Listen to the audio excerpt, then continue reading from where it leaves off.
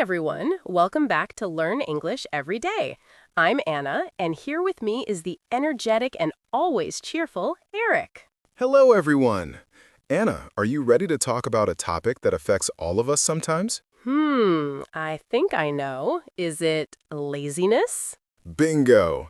Today's episode is called Stop Being Lazy, Take Action Today.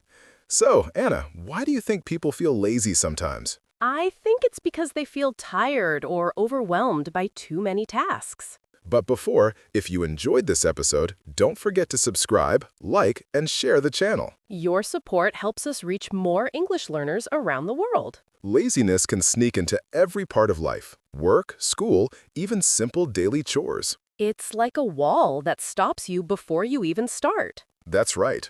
And today, we'll explore why laziness happens and what we can do to overcome it. Let's start with the root causes. One main reason people feel lazy is a lack of motivation. Right. Motivation is the reason or drive to do something. Without it, it's easy to procrastinate. Another big reason is fear. People are afraid of failing, so they don't even try. Very true. Studies show that fear of failure is one of the main reasons people don't start new projects. A simple way to overcome this is by breaking big goals into smaller, manageable steps. For example, instead of saying, "I want to be fluent in English in 6 months," you can say, "I will practice speaking for 10 minutes every day." That's such a good point. Small steps are easier to start and help build confidence. Routines and habits are another key factor. Having a daily routine keeps your body and mind consistent. Right. Building small habits can create momentum. Research shows that about 40% of our daily actions are driven by habits, not conscious decisions. So, for example, if you want to exercise more, start with just a 5-minute walk every day. When that becomes easy, gradually increase the time. Exactly. Momentum is powerful. Now, let's talk about distractions, which often fuel laziness. Phones, social media, endless notifications, they can steal hours of your day. Right. On average, people spend about 3 hours a day on their phones. That's a lot of time you could use for something productive. A good way to reduce distractions is to put your phone in another room while you work or study. Out of sight, out of mind. It really works. Mindset is another important factor. What do you mean by mindset? I mean having a just start attitude. Sometimes waiting for motivation isn't the answer. You just need to take one small step. That's true. Once you start, the next steps often feel easier. And rewarding yourself for progress, even small rewards, keeps motivation alive. Absolutely. Now, let's review some key vocabulary we've mentioned today. First, motivation. It's the reason or drive to do something. For example, I have the motivation to study English every day. Second, overwhelmed.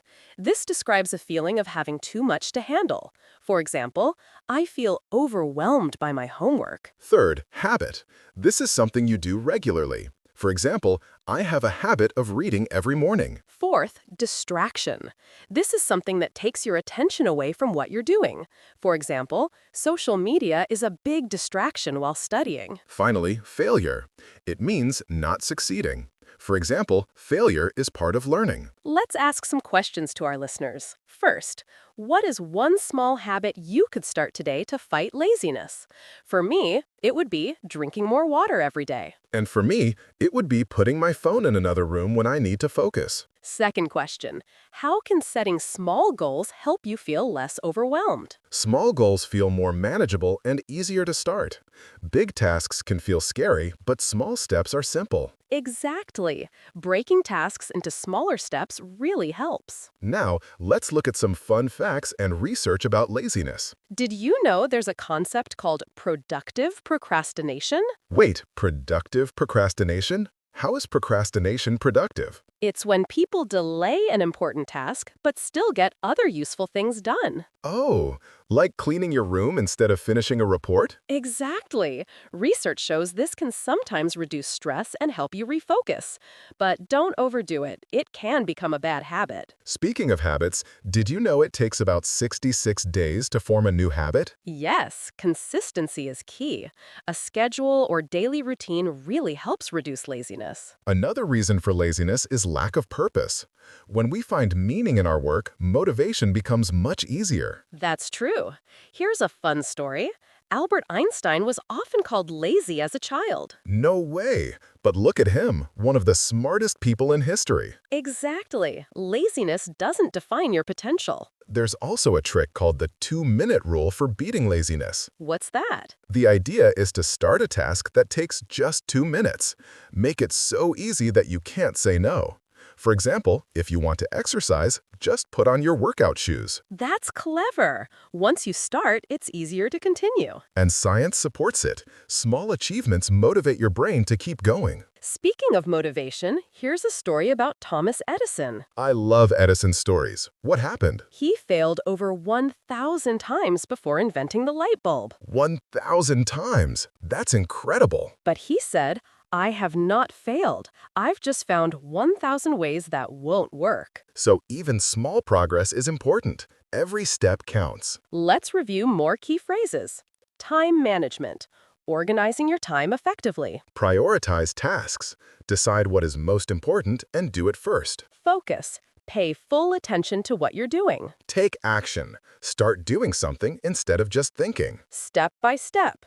Do things slowly and steadily. Why is prioritizing tasks important? It helps you focus on what matters most and avoid wasting time on less important things. And if you struggle with time management, the first step is to write down all your tasks and rank them by importance. All right, Eric, I think we've had a very productive discussion today about fighting laziness. Absolutely.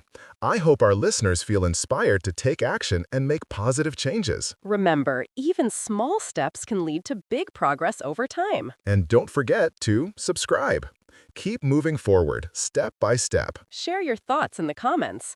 We'd love to hear which tips work best for you. And make sure to subscribe to our channel for more lessons and strategies to improve your English and your life. Keep moving forward. See you next time. Goodbye.